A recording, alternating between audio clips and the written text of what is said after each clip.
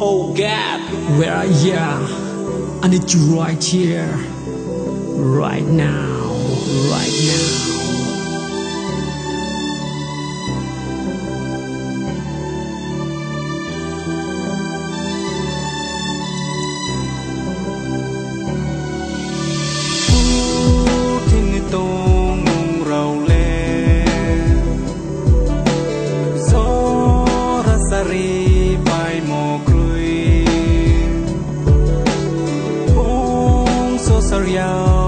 So yeah,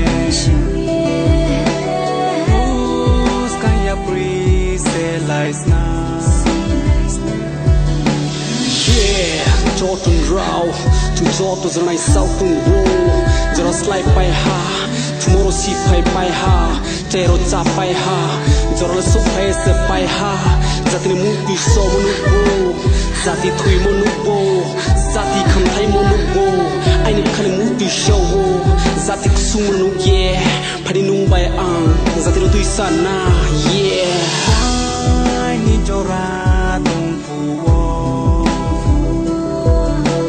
ha bachung se lai sina, zora le bai thang mai ha, ra le bai,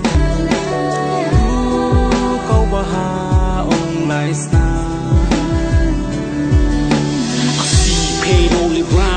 I don't know where to start. Things goes mess up. Somebody please tell me where to start. I suit life scope landing. Zora saya aini.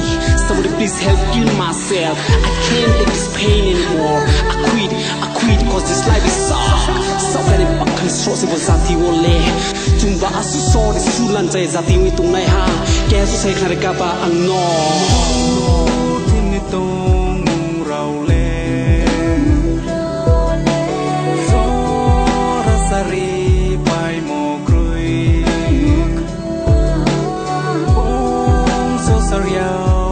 So yeah,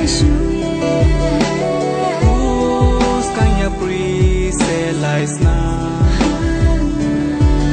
Before ang batuin masisupay hale, ay ni mutu wo, tuwi ni mutu nuwo. Hey, Joto Bruce, sok ay bakkan, pasko may nay, lekat may busatin na pau yeah. Saya butre saya, jati na sasu hame ko ni montrang right yeah. Let masanin jati na god man no. Sakin mutu so, can't take this pain anymore man.